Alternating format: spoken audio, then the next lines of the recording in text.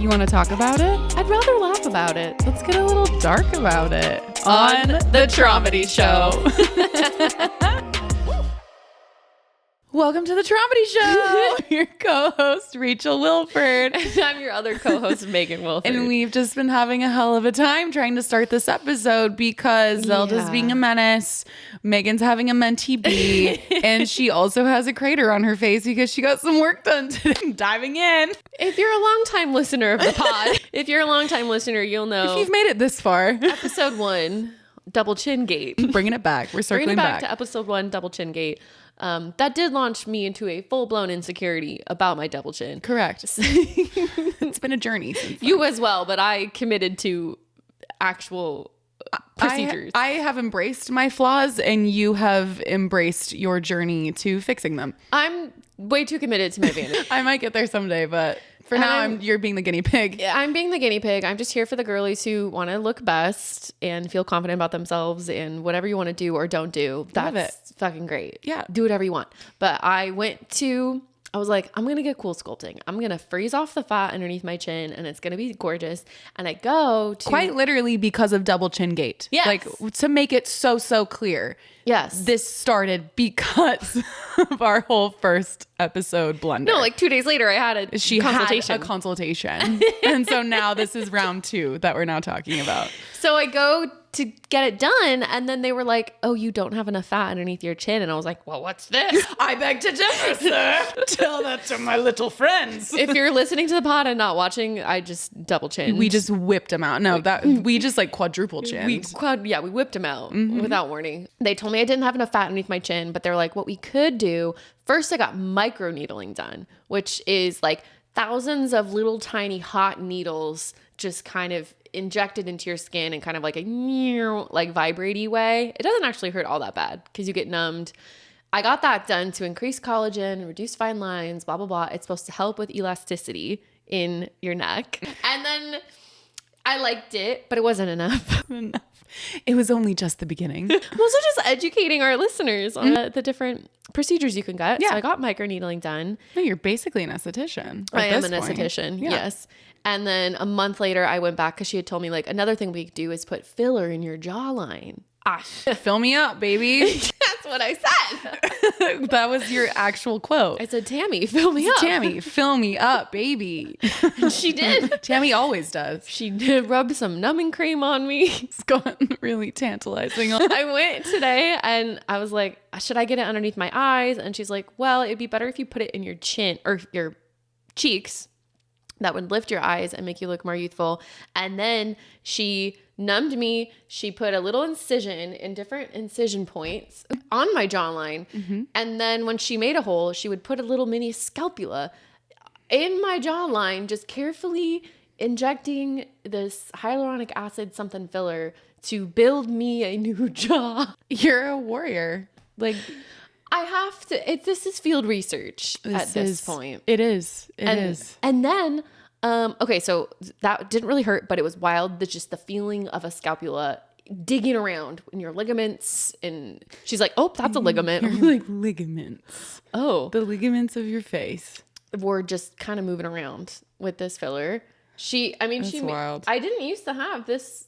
It's a subtle difference. I'm very happy with it. At one point, she was like, what are you doing tonight? And I was like, oh, well, I'm recording an episode of my podcast with my cousin. She's like, oh my God, do you have a podcast? And then we started talking about cosplay.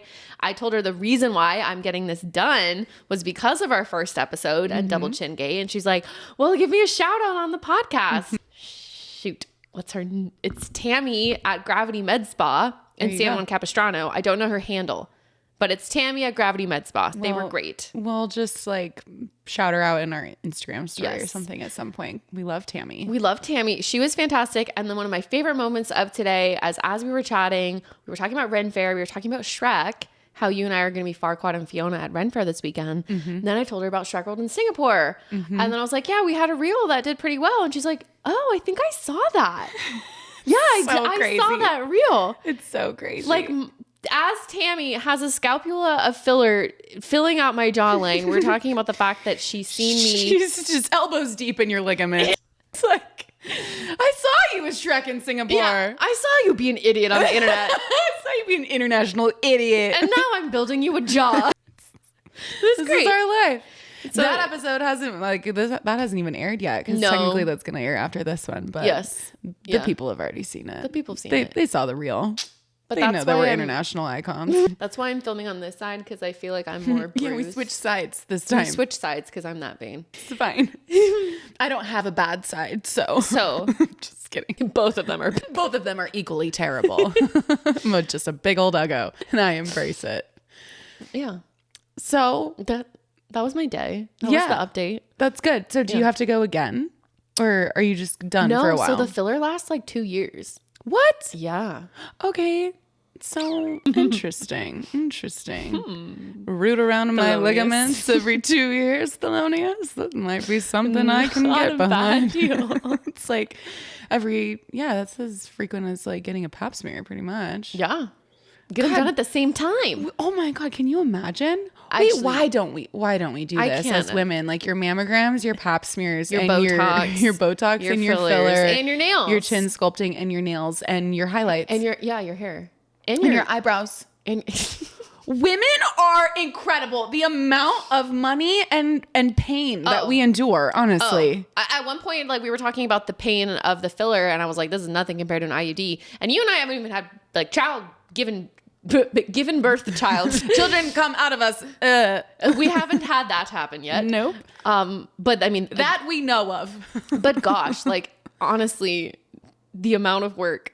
I mean, some of it's voluntary, but a lot of it is like beauty standards and etc. And the feeling of like it's this trap, The freaking plight, man. the plight of being hot.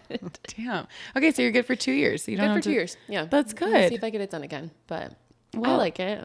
Yeah. I mean, it looks obviously like if I didn't know, I wouldn't know, which is what you want anyway. That's what I want. Yeah. No, it's subtle. You've never been hotter. That's that. Hey, and we're just gonna keep getting hotter. I'm just going to keep Here getting on the hotter. pod. There's going to be so So many will our glow-ups. listeners. Every time you listen to this podcast, you get, get hotter. No. Yeah. It's actually a scientific fact. That's what Darwin proved. And you'll get smarter. And you'll get smarter. It's also what Darwin proved. Yeah. I don't know how to transition this now. Well, speaking of Speaking of dumb idiots, let's Speaking continue talking about my dumb idiot ex. pain of needles being shoved into your jawline. Ooh. Let's talk about the pain of your former lover metaphorically sticking a needle into your heart. Speaking of death by 1,000 microneedles, let's talk about a one big walking micro penis on this earth. Death of a million infidelities. Death of the million infidelities. No, it's a great transition. Thank you. We kind of put them to bed because now, since the last time we spoke, now this part, he and I are not together anymore. Mm-hmm. But it's the ridiculousness and the audacity that this man has continues literally up until now. Honestly, yeah. quite literally up until now. So we will just get you caught up on everything that happened from June 30th until today, April 11th. Honestly. So I'm just going to jump right in. It's the only way. It's the only way, Thelonious. I'm just going to Thelonious all over this podcast. We explained it at some point in our Instagram stories, but I don't know if our listeners understand the Thelonious lore. Maybe we should leave it. Well, no, it's out of order. Thelonious is the executioner in Shrek. Yeah. The guy, Farquaad's always like, Thelonious, do this for me. That guy, the one who goes, number 3, my lord. That's who Thelonious is. And just at some point, we started calling each other that after we went to Shrek World in Singapore. Yeah. That's the short of That's it. the gist. the gist. It became a bit because I was saying it because I am Farquaad. So I was just saying like, Thelonious, fetch me my moo and weird shit like Yes. that. And then it just turned into you were Thelonious and I was Thelonious. And for every sentence beginning and end, it had to be Thelonious. It had to be Thelonious. This is when he went to Asia recently. Yeah. And now to this day, your contact and my phone name is Thelonious. And As is yours and mine. because we're both Thelonious, and I don't even know sometimes how to even like talk to you without saying that. So you might hear Thelonious in the pod. You're going to hear Thelonious quite frequently in this pod because we just Thelonious all up in this bitch all over the I all hope the that time. our listeners start using it too. I hope they do. And then we'll start to know on the street who's listening to the pod. Oh, just yell felonious at us in the street. And then we'll know. Then we'll know. Ooh, I love that. Then we'll know you're a real one. I love that. I love that too. It's like a cat call, but like one that we want. Yeah. You know? Yes, please. The felonious Thelonious, call. I love your jaw. Rare. Someone said that. Thanks, Thelonious. Okay, Thelonious. Okay.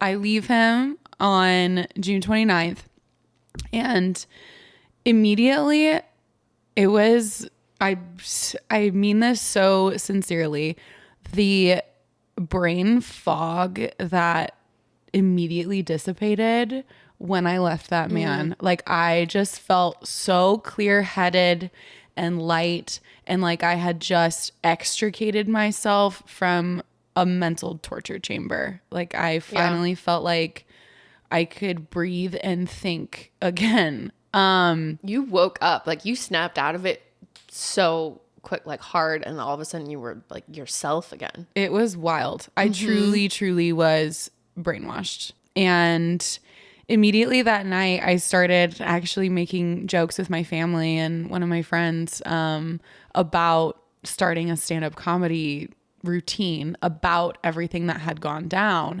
And I just already had that feeling that same night that like I was gonna do something with that story, because I've always been a writer. I'm a journalism major. I'm just a natural storyteller, so I can kind of see when there is a good story to be told. And I was like, this one is just so wild. So I kind of just start this healing journey. I'm in therapy, and I don't talk to him for a week. I don't hear from him, but he does kind of stalk me pretty immediately. Yeah. So when I broke up with him, I think it was a Thursday. And then that following Sunday, I wanted to go to our church. We had been going to this church throughout this whole time where he was very much spiritually manipulating me and stuff. But I really liked the church personally. No one could go with me, so I went alone. And he showed up wearing my favorite color. He owns one shirt that's yellow, and he chose that shirt to wear that day.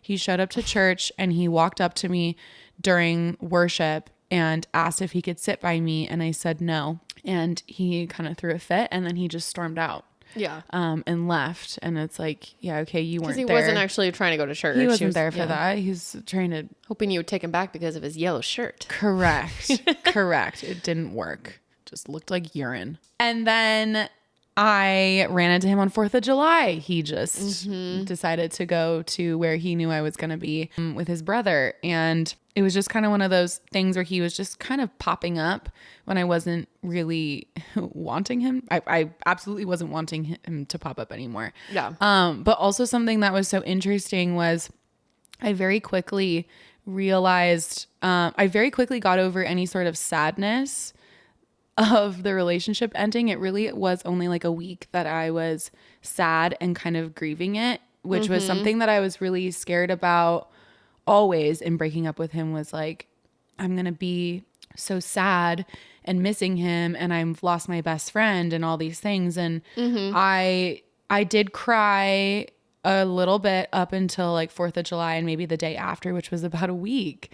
And then after that, I kind of just stopped crying about the person. I started instead more grieving what happened to me. Yeah. That it was so much of your life. It was so much of my life, and just all the things that he did to me, and just the absolute hell and torture that he put me through for months. And just that like certainly the last 5 years of my life had been a facade. Like they really were. It was not the picture that I was painted by him. And so a week goes by, And he finally calls me for the first time. I don't answer. And he leaves me this voicemail. And he's like, hey, I just miss you so much. Like I want to get together and talk. Maybe we can go for a walk.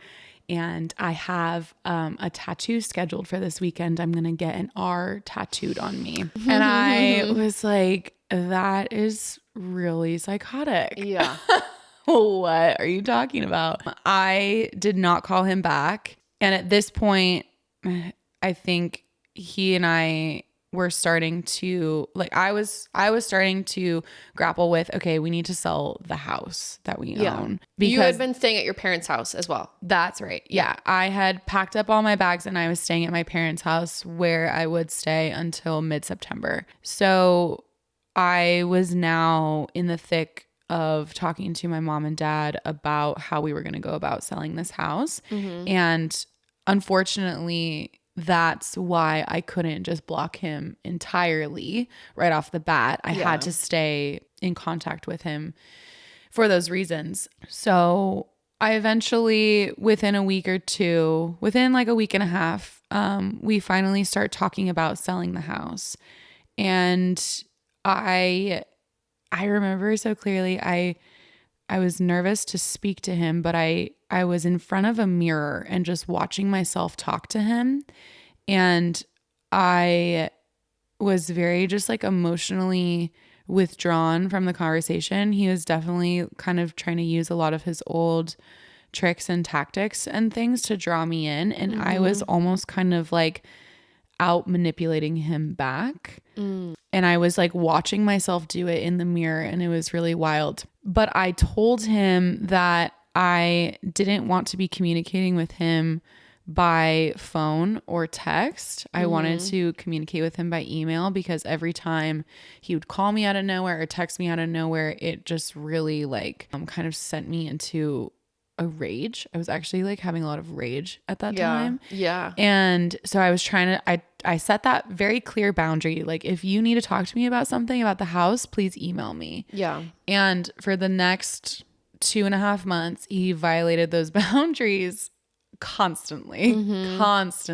every step of the way.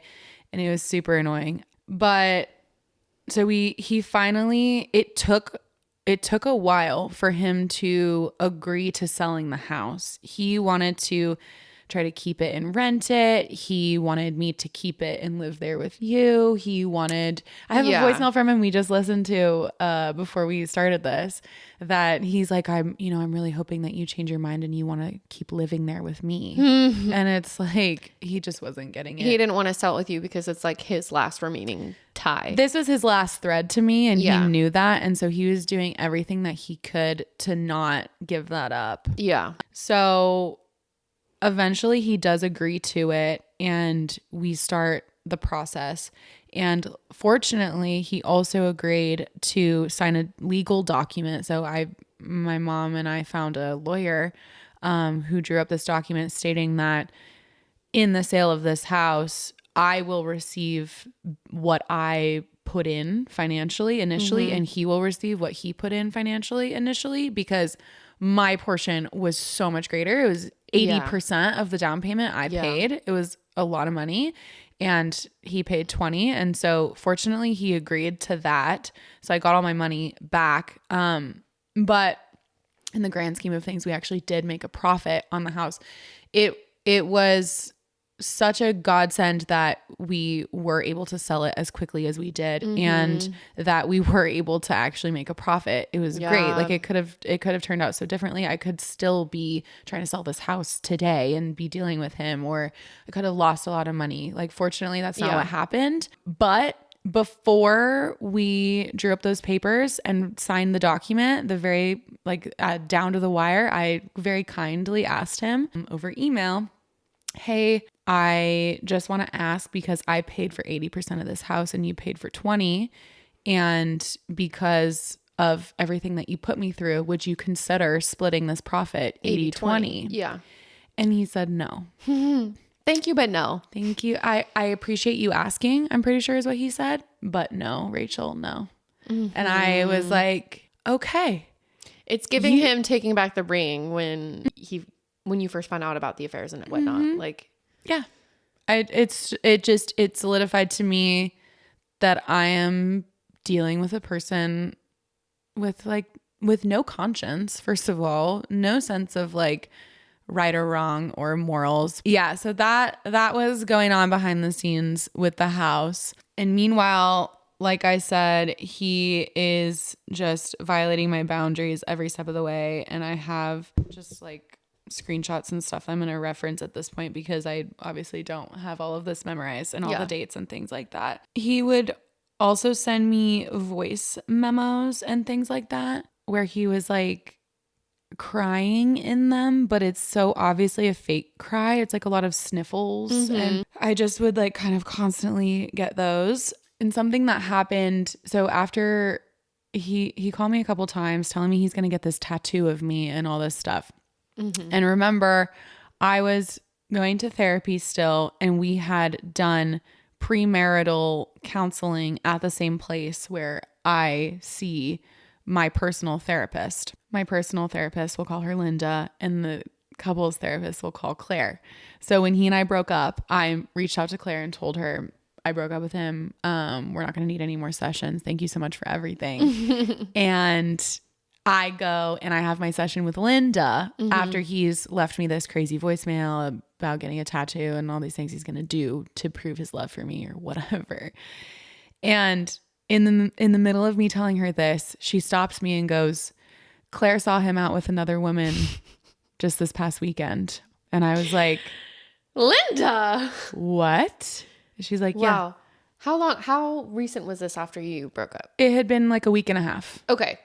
As he's sending you these messages and crying, come back, he's already out on another date. Correct. And your therapist told you. Our couples therapist told my therapist and she told me. If that doesn't say like everything you need to know, like clearly the couples therapist was seeing things all along too and was like, absolutely not, but wasn't gonna step in. But when she did see him out, she felt compelled to. And when they knew you were already broken up, but when therapists kind of maybe cross certain boundaries or tell you those things, like they know, like we have to look out for this girl. Yeah. Those are the real ones. No, my therapist, I would shout out to Linda. Die for her. We love our therapists on the pod. She's the best. So that sends me into a rage. I was so mad. And sorry, you had this like little mad eyebrow raise. And you're like, I was so mad. Oh, I'm just like, it just sent me back to that space of I was just so mad about that because he's sending you sniffly voice messages. Yes, and telling me like I'm still gonna be his wife someday. He's so confident in that. And then he's just ending the voice message and going on a date with some other chick. Not that I even like wanted him back in any capacity at that point. It's just like, oh my God, dude, you're such a liar. Like, just stop. Yeah. Just leave me alone. Yeah. Seriously. Like, this is what you're doing behind the scenes. Nobody believes you anymore. But what I was also really pissed at the thought of was, oh my God, he's dating other women immediately already. He is absolutely going to be taking them to our house to have sex with them. Yes. And the house that I paid for a sham of a relationship. And I was like, no, not on your watch. Not on my watch. So not what on your I watch, did, Thelonious. Not on my watch, Thelonious. So what I did was I drove home, and what I wanted to do, I showed up, I'm yelling to my parents. I'm so mad. And I'm like, we're going over to the house right now because he still hadn't gotten all of his stuff that I so kindly packed for him and put in the garage. Yeah. All his crap was still in there. He hadn't taken it. And I knew it was just a way for him to kind of keep his claws in there and whatever, not fully sever the tie. And it just was really grinding my gears. So I told my parents, we are going to go get his stuff and dump it on his front porch of his parents' house. And then I'm going to take a shit on it. No, but I was like, we're going to go gather up his stuff and we're just going to deliver it to the doorstep. I don't want him to have any reason to go to this house. Yeah. And then we're going to set up my Ring doorbell camera. that I had from my apartment that I just hadn't set up at our house yet. And my parents talked me down off the ledge, and they're like, you need to be so careful and not do anything that's going to piss him off, because we need him to cooperate and sell this house. You need to be able to get your money and then do whatever you want, but don't do anything until you get your money. Yeah.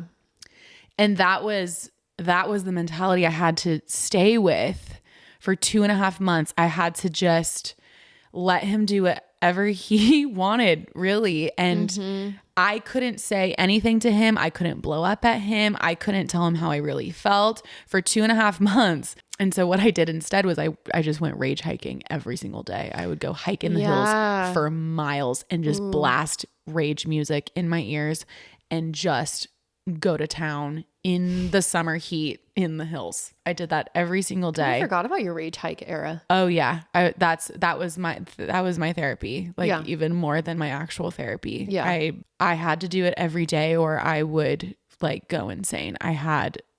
It was just taking everything in me to say nothing to him for 2.5 months. Yeah. It's driving me insane. So my parents talked me off the ledge. We didn't go deliver the stuff to his house. We left it there, but we did go install the Ring doorbell camera. Please sponsor us, Ring doorbell. Ring doorbell. Do you want catching cheaters across America, maybe across the globe. They might be international. Catching cheaters internationally. Ring doorbell. We're gonna start doing ads in our podcast for Ring doorbell. Yes, and people are gonna freak out. So my mom and my dad and I go over there and we install this Ring doorbell camera, and we don't tell him, obviously. So a week later, I don't even know actually if it was a week. I know exactly the day that it was. It was July 20th when I catch him. So we had been broken up for about 2.5 weeks at this point. So yeah, it probably a week went by, and I have the notifications on my phone for when there's motion at the door. I'm just sitting in the room in my parents' house. I'm about to just settle in with some ice cream and watch a show. I'm in my pajamas, and I get this notification at 9 o'clock. There's motion at your front door. 9 p.m. on a Thursday. And I go, no freaking way. And I click on it, and it's live time. He is going. I have the video. I watch him. I can picture it. He's setting the scene. It's dark. He is with a girl. It's him and a blonde girl. Her hair's in a ponytail. She's standing behind him, looking directly at the camera. And I honestly, I'm not sure like what the look on her face was. It almost was like maybe she had been there before and was like, I don't remember this camera here last time. Confusion. Yeah. Or it was like, there's a camera there, and just kind of thinking about it. I don't know.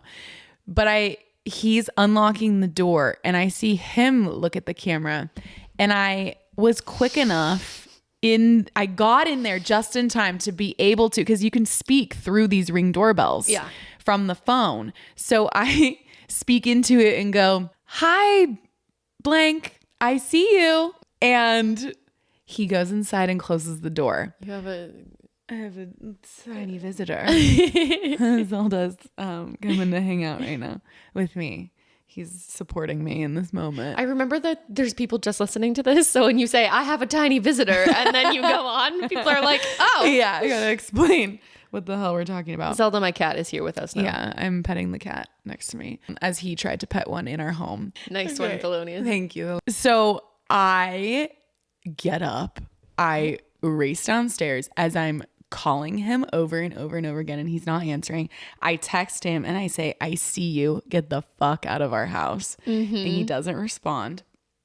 And I run downstairs. I don't even put shoes on. I say to my parents, he has a girl at the house, I'm going. And I just grab my keys and I run out the door and I get in my car, because I'm like, I don't know what I'm going to do when I get there, but I just want him to feel so embarrassed. I want his ex-fiance to show up while he has a chick in this house and be like, hey, what you doing in my bed, you know? And so my dad runs out after me and basically jumps in the car, like as I'm doing a drive by, like leaving. It's like getaway car from Taylor Swift. Yeah. No, he literally, I'm on the freeway going so fast. He's like, can you please slow down? Like, I don't want to die. He was actually so frightened. By the time that we got there, he had vacated the premises. He had fled. He had fled with this chick. And I get a text 2 hours later. 2 hours, yeah. We had another night. We had another work hangout night at the bar down the street. I had blank, his chick, and blank in my car. I was at the house for 1 minute because blank's girlfriend had to use the bathroom. That happened. Then we all left. I'm not going to the house to hang out. It's really painful to be there. Thanks for the concern. And I was like, interesting. Why did it take you 2 hours to send me that then? Oh, it's so out of the way. He's saying that they were like hanging out. The house is in the hills. Right. Like, it was so out of the way to go to the bathroom. Yeah. It's not, it doesn't make sense. It doesn't make sense. And he's ushering this girl in, hand on her lower back. The hand is on the back. Yeah. Hand on her lower back, ushering her into the home. Right. No. It's just like, why are you still lying? Yeah. It doesn't matter. Like, just okay, you took a girl there. I caught you. You guys aren't it is what it is. Together anymore. But like, hey, don't take girls to the house that you own. Yeah. Just don't do that, please. Stop trying to, it's like he's still trying to preserve his image with you because he thinks that you guys are going to get back together. Mm-hmm. Yeah. Yeah. So then after that, oh my God. Yeah. He wanted to like sit down with the couples therapist and have a final sit down as with Claire as a middleman to talk about the divorce. I really can't lose you and I will do anything for this relationship. I love you, Rachel Wilford. So cuckoo bananas. So after that, I get another sniffly autumn voice message, it looks like. Oh, Zelda's just curled up against the audio interface. He just wants to be a part of it. Oh, this is really cute. He looks really big right now. Good baby. So the next weird thing I get from him is the morning before our would-be wedding. So July 27th, I wake up and I have an email from him. And meanwhile, he's been texting me a bunch. All the time, yeah. Which I've asked him not to do. Sending me voice messages, calling me, whatever. I get this email. I put a package for you on our washing machine in the garage. I would love for you to stop by at some point today to grab it and look over. Friday, I plan on going to the park around 4 p.m. He means the park where we were going to get married. And he means Friday, July 28th, the day we were supposed to get married. Just going to sit there, read a book, and take it in. Maybe you would want to join. Maybe you would want to join. Maybe I wouldn't, actually. Consider that. Maybe I just wouldn't want to join. Yeah. I just pictured him sitting alone in that park, not reading a book, just sitting there. The package included a 4-page long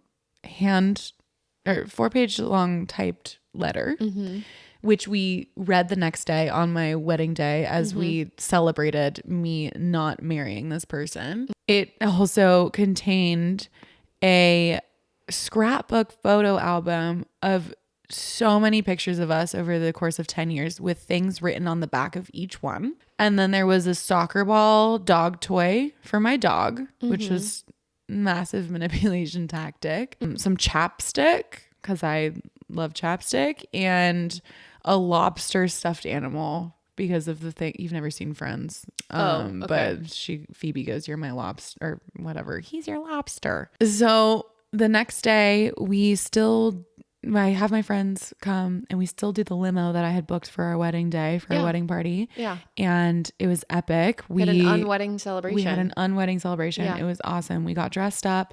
We went to the Ritz and got drinks. And then we took it all the way down PCH to the first stop was the Montage, where he and I had our first date and he proposed to me the second time. And that is where I had a key from our first engagement at Machu Picchu. We did this like love lock bridge thing at the bottom of Machu Picchu and wrote our initials on it and stuff after we got engaged and we each had a key.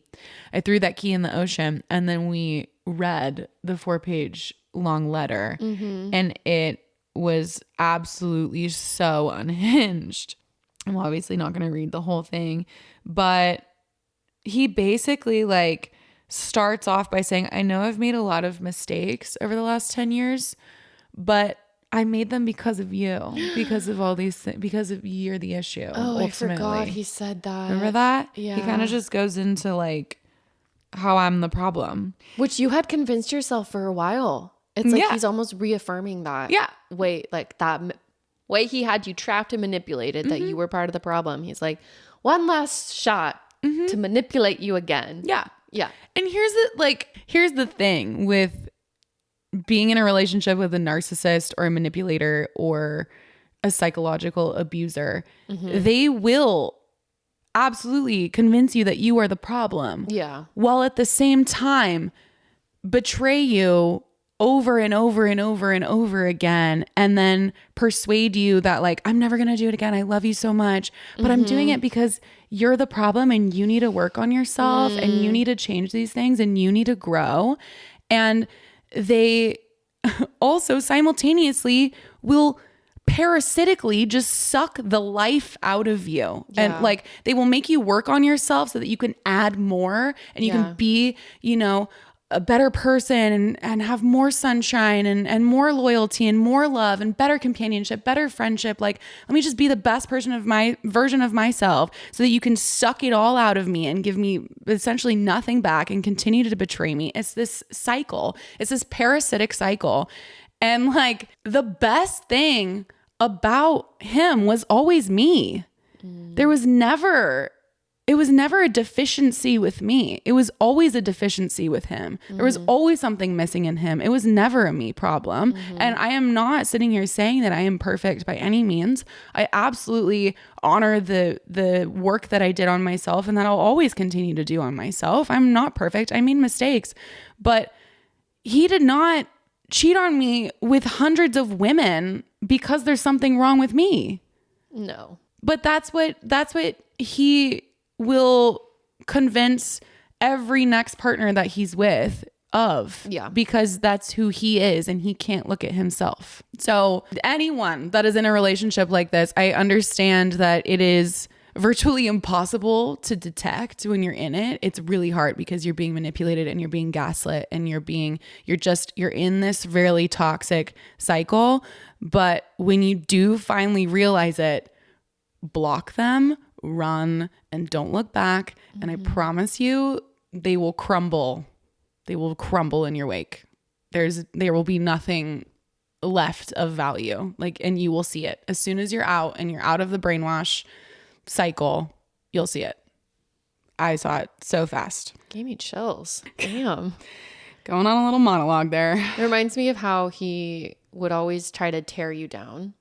Oh, constantly. Because he was jealous or didn't he could kind of see you, that you were the better part of him and that you were out of his league, all these things. So he would constantly be undermining you, not be only so supportive, but not supportive enough. Just tearing you down.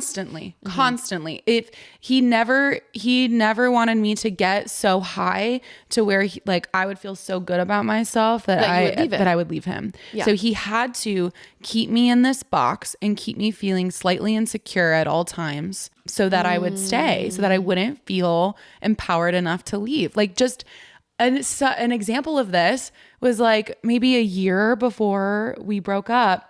We were going to a lot of stand-up comedy shows and I was having this feeling gosh, I would love to try that someday. Yeah.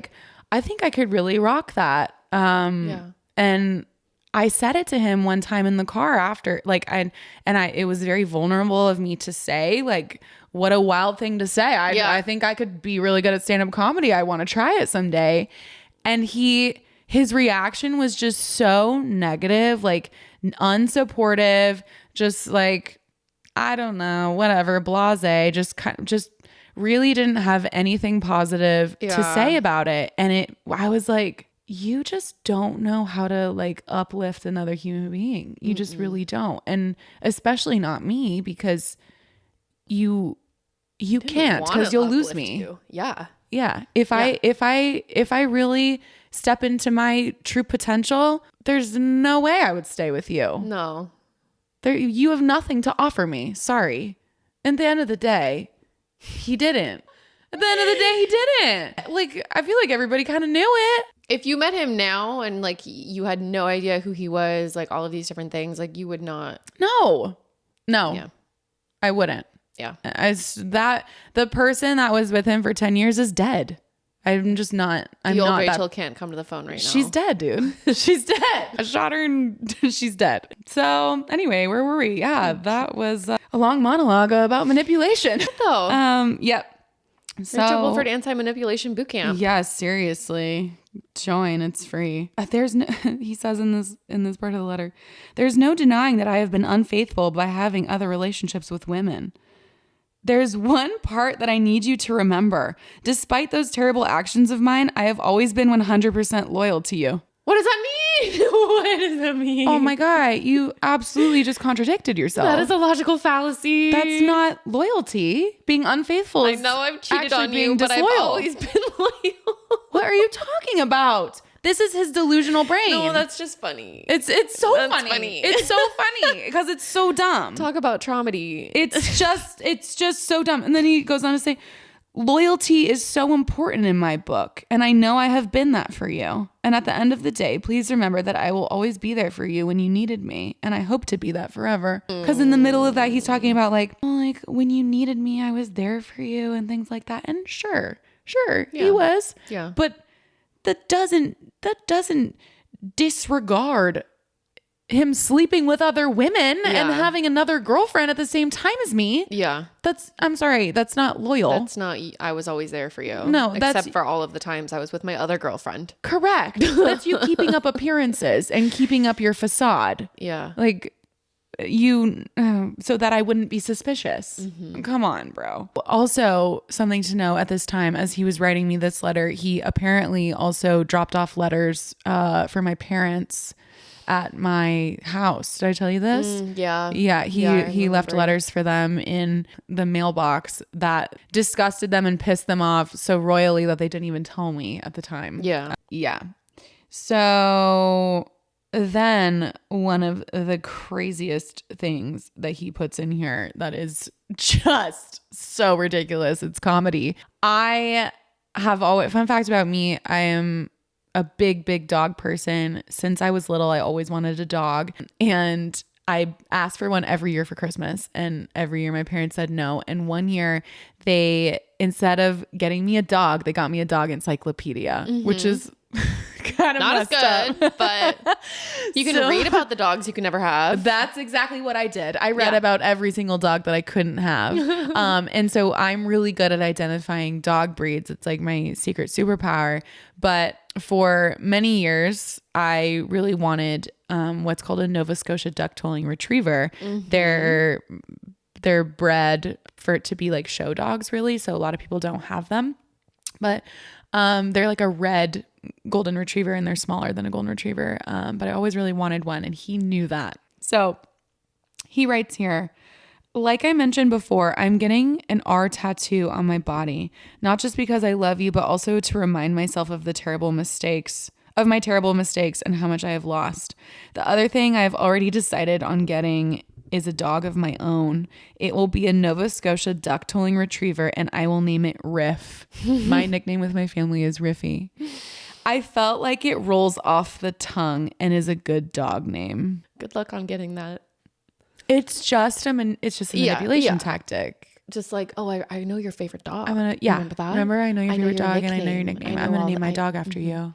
Yeah. I'm going to get the dog that you want, and I'm going to name it after you. I'm going to put a tattoo of you in my body. Yeah. So just try your hardest not to be with me anymore. That letter was like every single manipulation tactic rolled into one. Yeah. Of like, I'm going to put you down. I'm going to remind you of all of these different things. While telling you that I love you at the same time and I'm forever devoted to you. I'm so loyal. Yeah. I'm going to get an R tattoo. And you just laughed at it and yelled, and we drank champagne, and then did we burn it? no, people spit on it. And then she said casually, and then I ripped it to shreds and put it in the trash. We just have pictures of it now. Yeah. And that's what I'm reading here. That's the gist of the crazy. I mean, the whole letter is psychotic, but those are my favorite parts. Those are my highlights. Yeah. So yeah, we had a good time that night, and yeah, I ended up hooking up with someone that night who then later became my boyfriend. And we'll have to just talk about that for sure at another time. But yeah, he became my boyfriend for a couple months, and that was also a train wreck. But it was kind of nice and poetic to be like, on my wedding night. On my wedding night, I am with somebody who, yeah, has been wanting to get with me for years too. I also think is extremely fine. She just trails off. And end scene. End scene. We'll talk about that in more detail for sure at some point. After that, Megan and I go on my honeymoon. Yeah. So we leave for my honeymoon. Well, actually, the next morning he comes to the house and sees that your car is there. Oh, yeah. He freaks out. He looks in my car. He sends me this really passive aggressive voice memo, to which I respond, and I'm like, yeah, Megan's actually staying here because I have a lot of family that actually is in town because their plane tickets were non-refundable for the wedding that they were supposed to be here for this period of time. Yes. And I actually didn't want to stay at my parents' house and have to deal with all of that. So thank you, but no thank you for your brute hostility right now. Like, this is all your fault. I'm allowed to be sleeping here if I want to with my cousin. Thank you so much. Remember when he was saying he was still going to come on the honeymoon? Oh, yeah. Yeah. He was convinced he was going to come on the honeymoon the day I broke up with him. He still was trying for a while, and we were trying to transfer his ticket to you, and he was being pretty uncooperative. So at a certain point, and I booked all of the things for the honeymoon. Yeah. I did the research. I booked the hotels. Like, so all of that was fine and dandy. I didn't have to, work with him on any of that. Yeah, Megan just bought her plane ticket, and we just hopped off to Europe and had a great time. Fucking cousin moon, which I think we also should just devote an episode to, because we had a lot of adventures, made a lot of friends. Cousin moon was when we first started kind of like hinting that I was also single, but I had not made an Instagram announcement yet. Actually, the idea for a podcast was born in Milan. In Milan on Cousin Moon. I should dig up that video because we posted it on my Instagram story. And we took a poll and we were like, should we start a podcast? Oh my gosh, we should. Yeah. Ooh, I'm going to dig it up. Deep lore. That is deep lore. That was the first time we considered, like, wait, we'd actually crush it at a podcast. Yeah. And now here we are, less than a year later. So yeah, we go on my honeymoon, and during that time he calls me because we got our first offer on the house, which was an incredible offer, and he is like, I don't know if we should take it because I don't know if we should actually sell the house. And you just had to manipulate him. I pulled you into the room with me while I was on the phone with him because I was like, literally listen to this craziness, and I'm going to manipulate him right now.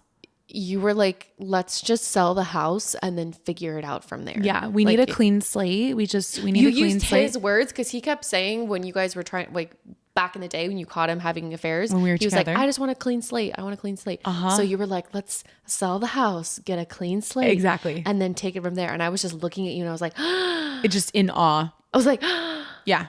I had the manipulated has become the manipulator. Pretty much. Like, I learned from the best. Yeah. I learned from the best. I used his own tricks against him. But honestly, for a good cause. I had to. Like, honestly, it was survival at that point. I was literally just trying to get out and get away from him. Totally. And you needed to sell the house. The way that he works is through manipulation. Yes. That's the only way. And so, yeah, when I would find out something else or whatever, and he was trying to avoid telling me, back when we were together, he would just be like, I want a clean slate. I don't want to talk about this. I want a clean slate. I'm like, we can't have a clean slate if it's still just dirty from whatever I don't know about. Yeah, you have to actually clean it. My God. So yeah, I said, we just need a clean slate. We need to sell this house and then we'll see what happens after that. But like, we can't just keep paying a mortgage on a house that we're not living in, blah, blah, blah. We got an all cash offer, which is like unheard of. Yeah. And he was like debating taking it. That's not the offer that ended up going through. But yeah. So that was when I heard from him in Europe. And then I get home And What happened? oh, you don't remember? So I'm home for only a couple days, and I go to the beach with my friend Nate. Oh, yeah.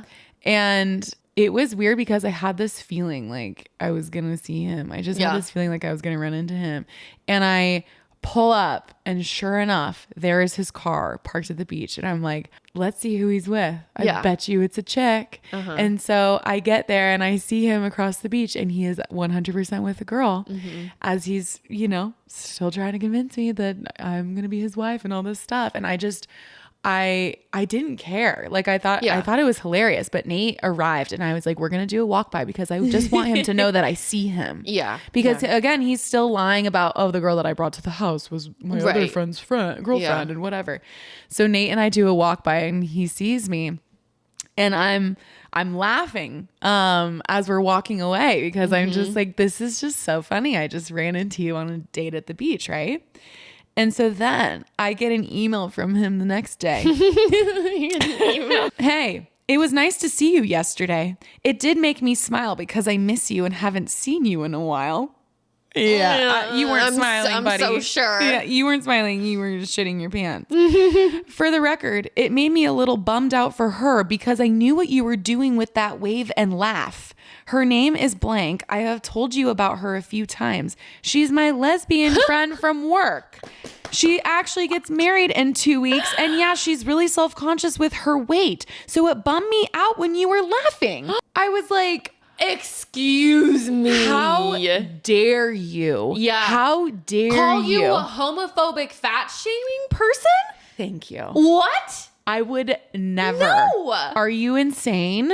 It's this chick he met on Hinge, and he's like, that's my lesbian coworker, and you need to stop making fun of her weight. Like, You think I'm laughing about her weight? No. You clearly are having thoughts about her weight he's then. probably overcompensating. Like, That's why he put that in there, because Exactly. he's thinking about her weight. That never even crossed my No, mind. I'm I sure thought you she never was even thought about beautiful. it. Right. She's an innocent bystander in this situation. Yeah. Like I feel nothing for the girl except like I'm sad that she doesn't know who this person is that Yeah. she's sitting here with. he's like, you were making fun of her weight. Right. Like, no, clearly you're insecure about that. And that was a girl that you met on Tinder. And the audacity to just like compose this email and send it to you and send it to me. and it's just still Make lie. up a lie. Weird I am not lies. asking for this information. No. I'm not asking for it. I don't care. Go date. Go Yeah. do what you need. Yeah. Just stop then sending me lies after I catch Yeah. you in it. Yeah. Stop sending me lies. Please, for the love of God. Anyway, I wish you would have come over to meet her. I talk to her like every day, and most of the time it's about you. Anyway, it was nice to see you. Oh my God. And I hope Nate is doing well too. Other than that, I plan on getting a U-Haul so I can take the dressers and all those back to my house. I didn't know this beforehand, but apparently those dressers and the long dresser all belong to my grandma, and my mom really wants them back for sentimental reasons. He knew that. Like, what are you? Okay. We absolutely talked about that. I just wanted to update you on those. Your mom still emails me about the house offers and all that, so all's good. I appreciate your mom, and I'm thankful for her efforts. Like, okay. Again, I don't respond to any of this crap. Yeah. The only thing that I respond to him is stuff about the house. Right. Right. So then it's like 4 days later. 4 days later, I go back to the same beach. This time I'm by myself. I'm just going there. I actually think I was going there to try to write the stand-up comedy set about him. Actually, I was. I pull up. I see his car there again, and I'm like, who's he with me? It's just like a fun little game now. Different lesbian coworker. Yeah. Oh, who's this? Is this your neighbor's plumber's girlfriend's friend? Like therapist? Like what? my God. My guy. So I walk up, and this time, oh, it was so perfect. It was so perfect. It was a different girl. He is standing up with her by the water, and they have their backs to me, and I'm just standing there behind them. I'm just standing there behind them, waiting for him to turn around. I'm just with a big old smile on my face, just happy as a clam, and it's so perfect. Can you tell it's a different girl at this point? Oh yeah. I Different can girl. absolutely tell it's a different girl, and I am giddy. And they turn around, and Megan, he grabs her hand as he turns around with her. And so they're holding hands and walking as he turns to face me. And I just give him this big old grin and a big old wave. And he waves to me like really awkward. And then I turn around and I walk away laughing. And I'm like, wonder what he's going to tell her about who I am. And I go and sit down across the beach and I watch him. They go back to their towels and she lays down and she's on her phone, laying on her stomach, and he's standing up behind her. He's just standing up behind her looking out at the ocean, like trying to get space so that he doesn't have to like speak to her right at that moment. Yes. Yeah. So that he can come up with some sort of lie and yeah. compose himself from what just happened. Because now he's like, oh shit, what am I going to tell her now? She just saw me holding her hand. Did he send you an email? No, he didn't have the audacity to say anything to me about that. But it was a couple days later. Don't even know what he would have said. I don't know. I was just waiting. Was my cousin. Yeah, we're really close. You've just never heard of her or met her in 10 years. My God. Yeah, so then it was a few days later. He is talking to me about this house stuff.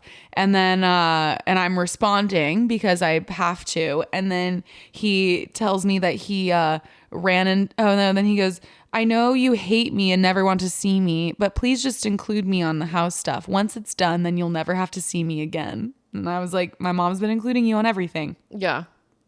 And then he says that he ran into my cousin at work that day. After I left her, I had to go sit in the car alone because I really broke down.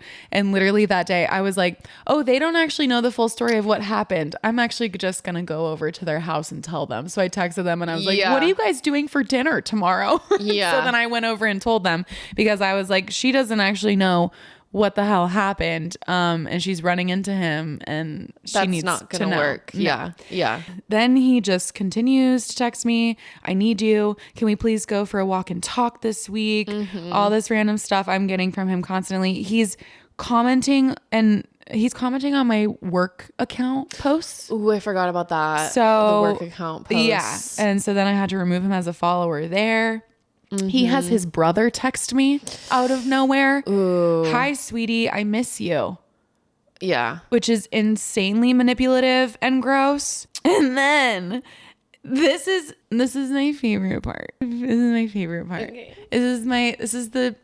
If you asked me what my favorite part is of all of this. Yeah. What's your favorite part of all of this drama? Megan, I'm so glad you asked. This is hands down my favorite part. So thus far, we've been splitting all the payments 50-50.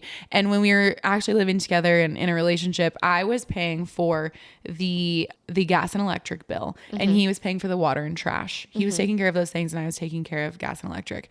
And when we broke up, I said, do you want to just keep paying those bills? I'll keep paying the gas and electric because they're about even. Yeah. And he was like, yeah, sure. That's fine. I get around this time he was starting to get pissed because I wasn't including him in every little thing. Like, oh, the appraiser came over today. Like, okay, yeah. The plumber's coming next week. Like he was starting to get annoyed that like I wasn't just updating him on every single move. It wasn't necessary. I was trying to talk with him as little as possible. So I get a random Venmo request from him for $32.48 for the water bill.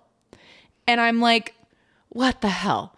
And so I responded and I was like, I was under the impression that you were paying for water and trash and I was paying for gas and electric. Yeah. If you've changed your mind, let me know and I'll start charging you for half of gas and electric. Yeah. He responds and goes, you don't tell me anything. You said you would start telling me everything in regards to the house. Apparently you met with a plumber and whatnot, but I wasn't told any of this. And here's the best line. I don't understand why you hate me so much. There's so much. I don't. You didn't tell me there was a plumber. I don't know. I don't understand why you hate me so much. I'm sorry.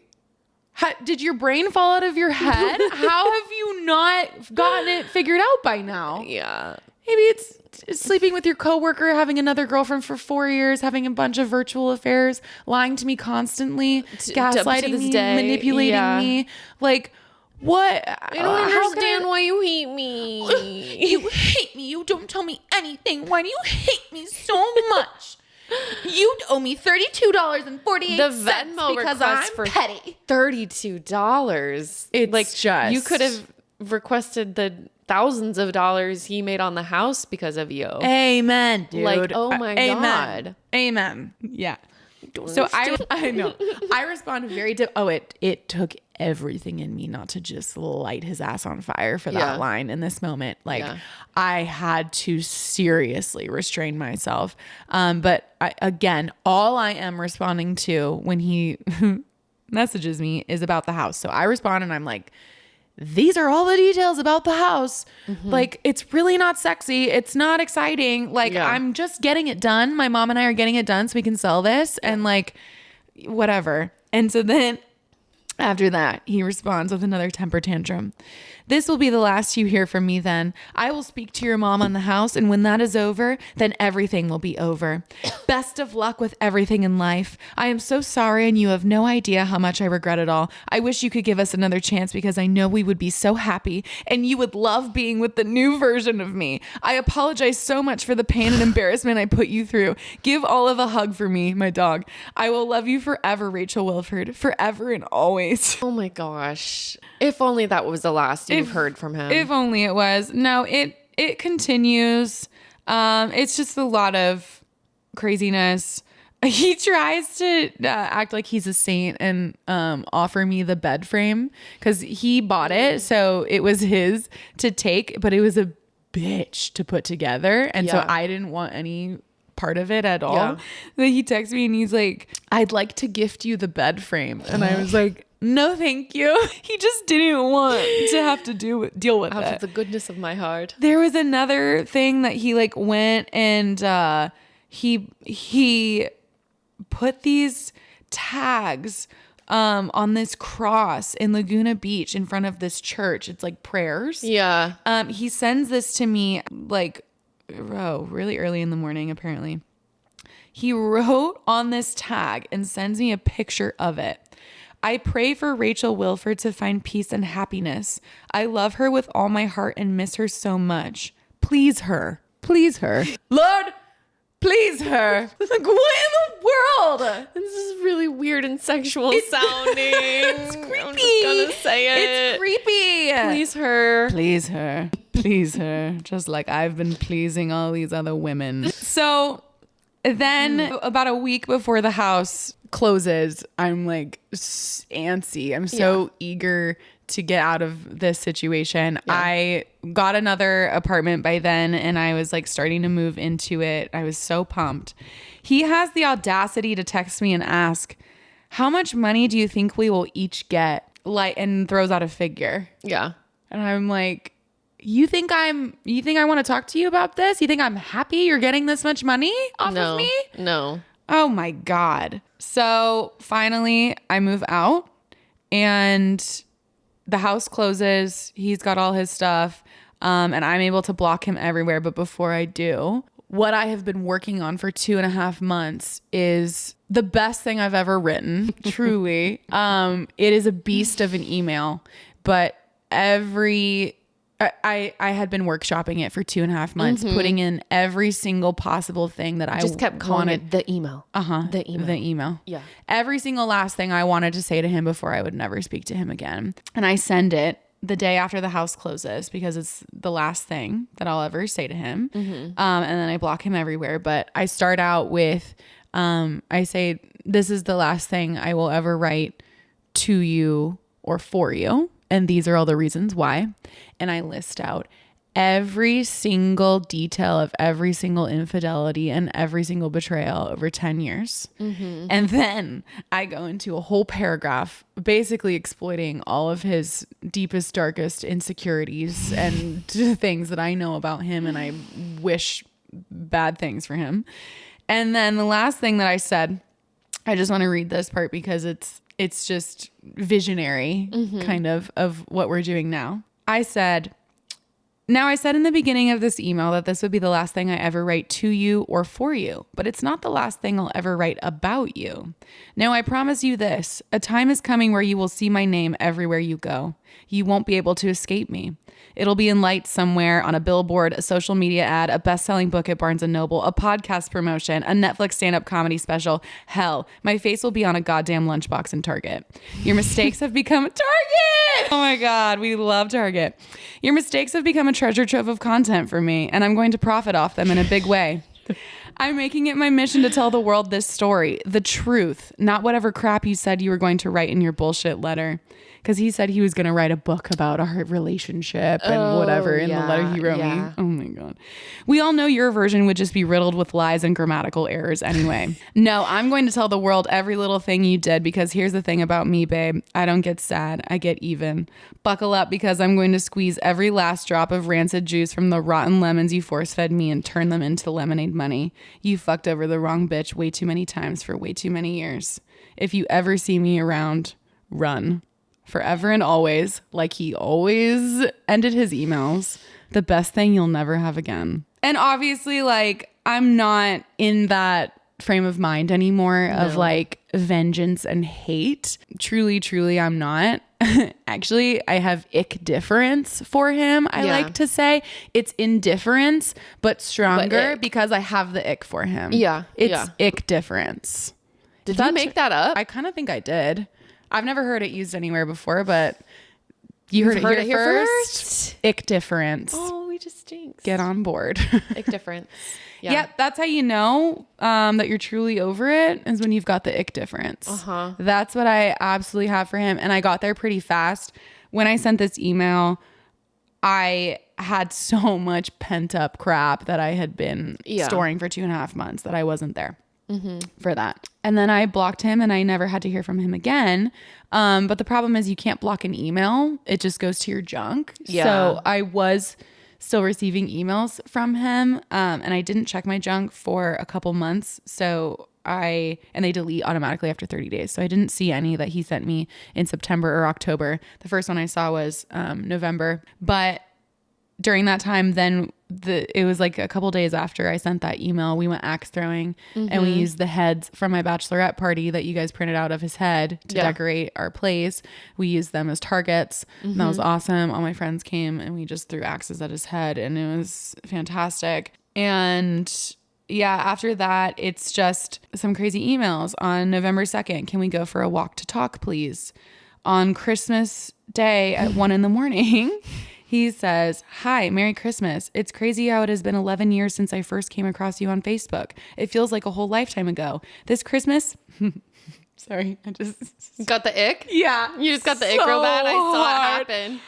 "This Christmas, I just really hope you are okay. That's all I want from Santa." You can't even get through this. "I hurt you so badly and I will never be able to help you heal or fix any of my past transgressions. However, I just really hope you're happy, successful, and enjoying life. I miss you every single day and all I do is think about you. I miss our little family so much." He keeps bringing in Olive just to... Yeah. Oh, he loved that dog more than me, honestly. Yeah. He never betrayed Olive. No. And then...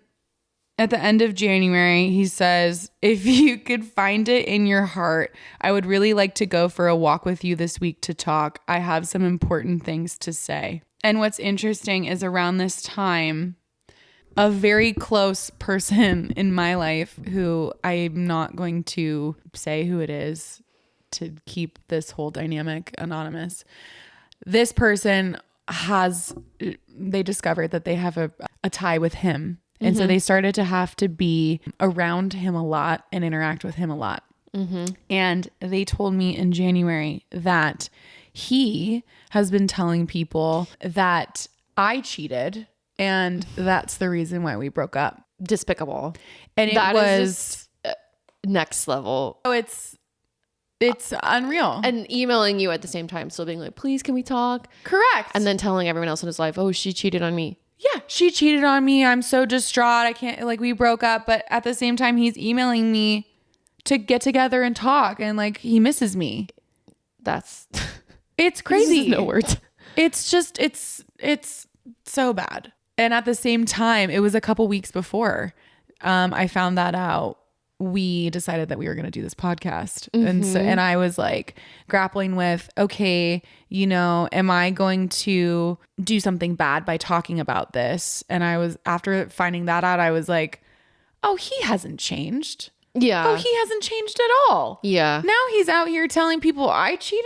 No, Thelonious. No, I just, nope, I don't feel bad. Yeah. I just don't. That was a revolutionary discovery. It really was. Yeah. He's going around saying this crap. So, like, kind of, and I don't think anybody believes it, honestly. Like, yeah. I don't feel the need to necessarily clear my name because there's literally no merit to what he's saying. It's obviously not true. And anyone that knows my character and knows his character, like, it shines through. Yeah. But at the same time, throwing it out there for the record, like, I didn't. There's no proof of that. Yeah. And it didn't happen. So didn't something just recently happen with him? Some of your friends saw him. On a date. Yeah, the most recent thing that happened was my first friend had a run-in with him in 8 months. What's kind of crazy is I haven't run into him. Yeah. Now it's been like 9 months. It's honestly just since you sent the email. Since I sent the email, I haven't seen him. I haven't run into him, and we have never lived closer, to be quite honest. Like, lived really nearby. And it's honestly just God protecting me. I know that for sure. But yeah, one of my good friends ran into him literally while we were recording our first episode, and I was talking all about it. Oh yeah. Yeah. My friend Alicia ran into him on a date. Uh-huh. And yeah, it's just wild. I'm trying to think if there's anything else. Oh, the video to his friend. Okay. So the latest is, oh yes. Mm-hmm. Yeah. So the very last thing is he has this friend in Utah that I'm honestly, I think I can say his name. He wants to be a guest on the podcast, honestly. His name's Connor and his wife's name is Courtney. Shout out. When this all went down and we didn't get married, they reached out to me and they were like, yo, what happened? On our wedding day, they reached out. And I was like, he cheated on me a shit ton and I left him. And they were like, that's insane. He is telling us a completely different story, that your parents hated him. And so that's why you guys didn't get married. Oh. And they're like, we literally didn't even find out until this week. So we are here in San Clemente for your wedding with our 4 children. Oh my God. He didn't tell us that the wedding was off. With their 4 children? With their 4 children. Their family of 6. Oh no. Flew here. Oh my gosh. I heard also from other people in his life that he told them when they asked him, like, so are you going to tell people that the wedding's off? He said, no, that's Rachel's job. You were supposed to reach out to all of his family and friends? I was supposed to reach out to his family and friends, apparently, and tell them. Wow. Yeah. No, honey. Mm-mm. No. So since then, and I also want to make it so clear, I have never asked anyone to drop him or take sides or anything like that. Never once have I asked anyone to do that. Mm-hmm. If people are still friends with them, like, more power to you. Honestly, everybody needs somebody. Mm-hmm. So, like, seriously, do whatever you feel is necessary. However, Connor and Courtney, after finding out tiny details about what happened, they decided that they did not want to associate with him anymore. And they kind of adopted me. I really didn't know them well at the time. But Connor is one of the people that I flew out for the Catalina birthday trip that I planned. Catalina Catalyst. Right. And so Catalina Catalyst.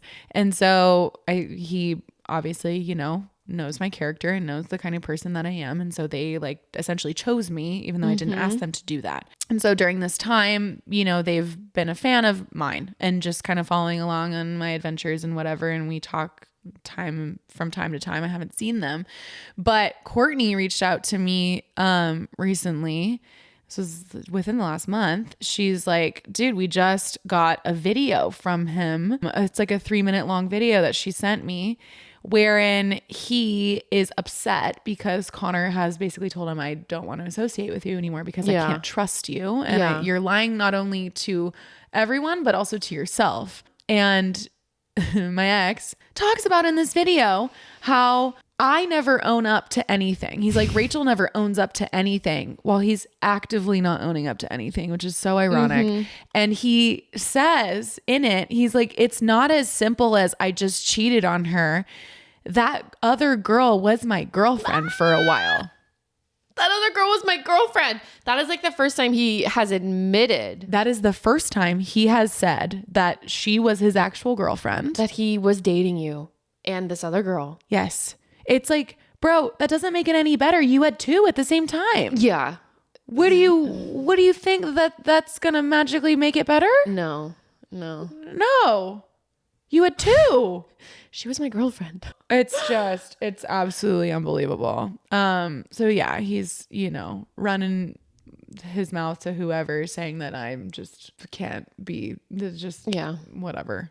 I don't even know what to even say anymore to that. It just is what it is. It just is another just proof that no, we are still here 9 months later and you still are not owning what you did. You don't get it. You still don't get it. And it's sad because it's like, if he could actually just own it and be like, I messed up royally. Like, I have a problem. I'm getting help. I messed up so bad. I hurt a person so bad.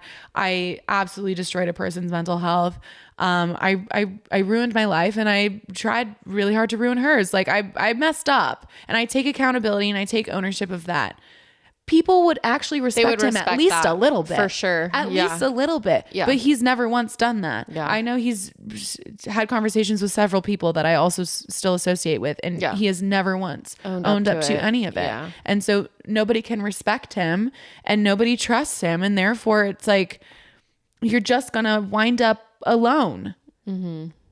Like, I don't have to do like if there's any sort of, anyone thinks I'm like doing this to get back at him or destroy his life or anything like that. Like, I am absolutely 100% not. And I honestly don't have to. He can ruin his own life all by himself. Yeah. And he is. I don't have to do any of that. This is not about him. It's what happened to me. And it's the person that I dealt with for 10 years. And I sometimes still kind of deal with. And honestly, he should really just stop at this point because it's just giving me more content to just talk about. That's all it is at this point. Yeah. It's just a story. It's just a good story.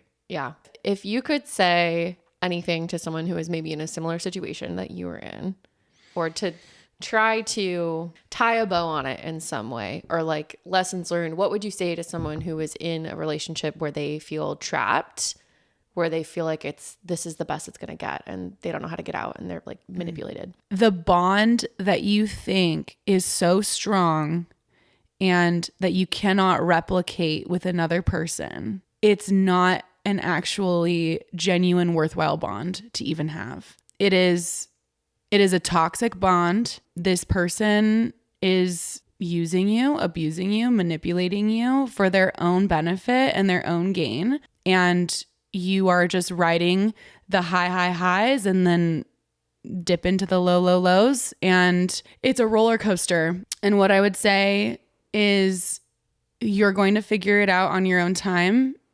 And it might take time. I hope, if you're listening to this, that this resonates and like maybe it shortens your journey with that person, but you're going to know, and that it's time to go. And what's on the other side is you and regaining you and rediscovering yourself and all these parts of you that you've put away for so long and that you have shoved down for sake of keeping this other person happy and comfortable and there. And there are so many people that you haven't met yet that are going to love you so much, and they're going to love you so much better and so much more deeply and in so much more of a fulfilling way. And it's so scary to blow up your life and to like just extricate yourself from a life with somebody and know that you can never see them, never talk to them again. But once you do, you're going to be so clear-headed and so happy. And there's going to be so much like good and sunshine that comes from it that you just can't see it yet, but it's there on the other side of it. And so I would just say, take the leap. Like, I really would just say, take the leap, because life's too short. Life's too short. We're both crying. I just think about both of us taking a leap at the same time, and also being best friends our whole lives. But the way that you and I have trauma bonded, but leaned on each other through this time and developed this even deeper friendship that it almost just goes beyond It does. time and reason. But that would not have been the case if you hadn't gotten out. Or honestly, probably if I hadn't either. And I had a very different situation. It was not at all like yours, but there's just so much more. There's so much more. And it can be so much better, even though it's so scary. It is so scary. And like, you feel like you're just free falling into nothing because like, it's a completely blank slate. Yeah. Like talk about blank slate. It was so scary. Yeah. But it was so liberating because at the same time, like once you actually lean into it, it's like, oh, this is a blank slate. That's not bad. That means I can rewrite the rest of my life. I can do whatever the hell I want. I can do what I want. I can do whatever I want. I'm getting chills even thinking, like, it's fucking amazing. It is. It's scary and it's amazing. Go to Singapore on a whim. I don't have to ask anybody. No. You know, like I can go out. I can stay in. I don't have to. I can start a podcast. I can do whatever the hell I want. We absolutely rewrote our lives. We did. And when we thought it was going to go one direction our entire lives, ever since I was a teenager, ever since you were a teenager, it was like, this is how our life's going to go. And then at the same time being like, it's so different a year now than it was a year ago. And we keep saying like a year from now, what the fuck are our lives going to look like at that point? Because things change really fast. Really fast. Really fast. But it's amazing. No, it is. And we are so much, when I say like that person I was before is dead, I really mean it. And I feel like you probably feel the same. Like we just are not the same people that we were a year ago, 6 months ago. Like we changed and grew so rapidly. It was crazy. Like to the point where just some people couldn't keep up. Yeah. They just really couldn't. Yeah. You know, and that's just part of it. But like it's crazy, but I actually wouldn't change any of it.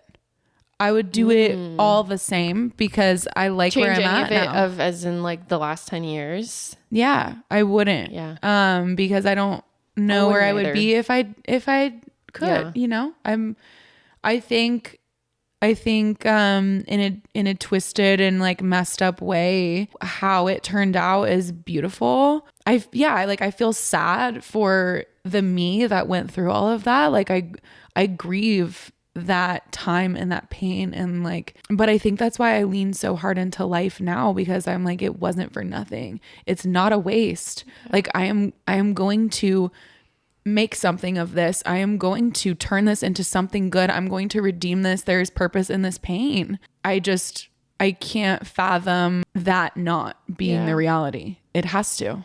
I feel like you and I are so much more aware of our life choices now.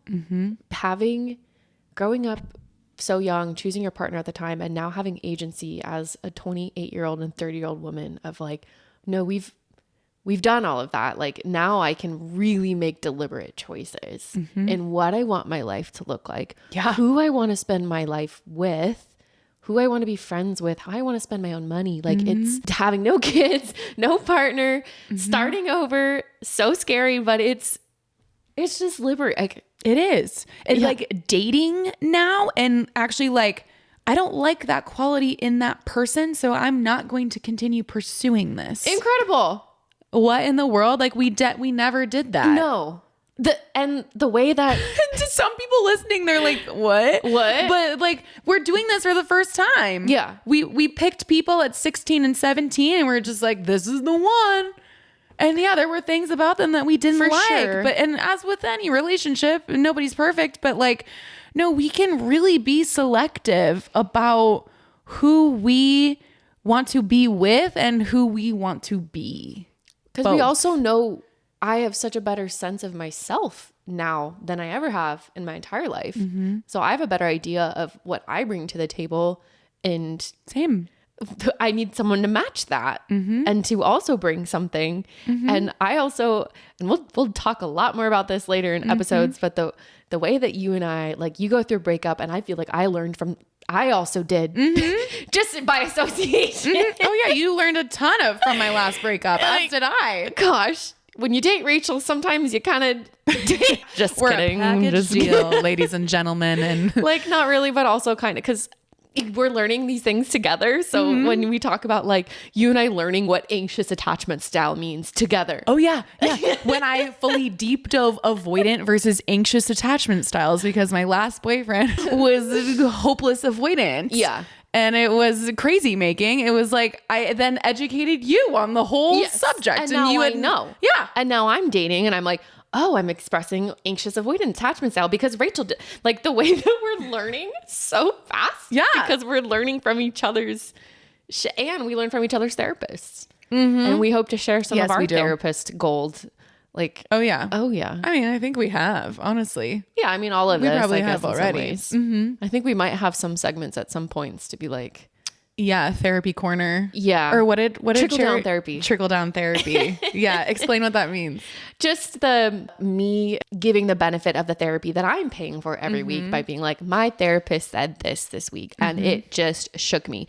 And the more when you get friends together who all have therapy and we all talk about the ways that we like process our traumas and learn and grow, it's like it's this mind hive of then you just all get better and smarter. And everyone's just spitting bars, just left and right. It's just wisdom bars. I fucking love talking about therapy. Same. If you and I didn't go to, I mean, shout out to therapy. I would not be where I am. You wouldn't be where you are. Honestly, we're surrounded by friends who also go to therapy now, which is awesome too. Yeah. It's such a green flag for me if I'm dating and they're like, I go to therapy. I'm like, thank God. Totally. 100%. Like, well, we could go on. We honestly can, and I feel like people know that we can just talk and talk and talk. But I think to wrap it, yeah, that is the end of my story on the wolf and my 10-year relationship. There will probably still be things that will just keep going down that we might just throw in here from time to time as like, this is a fun update for you. Yeah. Current events. But next, I think we need to go into your stuff and you need an episode. And so I think we're going to give Megan a turn to talk next time. Yeah. But until then, thanks for listening. And then after I talk and share a little bit about my story, we're just gonna have fun. Yeah. Then we're gonna have fun and we're gonna have guests and we're gonna do stupid stuff. We're gonna roast each other. Ooh. That's the segment I'm worried about. Not because she's scared like I'm going to hurt her feelings, but because she's scared she's not going to be able to roast me as good. It's just going to be constantly like, in what ways is Rachel slightly funnier than Megan? No way, dude. Because I exist to make you funny. No, you don't. You are funny in your own right. Thank you. You are. You're also funny looking in your own right. Hey, say that to my new jawline. I was just going to say you got less funny looking today. Speak to the jaw. Speak to my one single chin. On that note. All right. Thanks for listening to another Traumedy Show episode. We love ya. Please rate only if you have good things to say. Oh yeah. Rate, review, subscribe. All that. Don't leave any bad comments. That'll make us sad. Megan's a crier. She will curl up in the fetal position and just cry and give up. So please just leave good comments. Also follow us on Instagram and TikTok at the.traumedy.show. I get it wrong every time. The.traumedy.show. Thank you. Thank you so much. Yeah, that's correct. Now I know that I just said in this episode that this was the end of my story, but the literal day after we recorded that episode, I received a DM that was so shocking. We are changing what we're doing with the course of this podcast. We are now pausing our cadence of episodes for a very special guest that we have to have on. And you don't want to miss it because the current events that are unraveling at a very rapid pace are extremely shocking and extremely vile. So stay tuned for next week.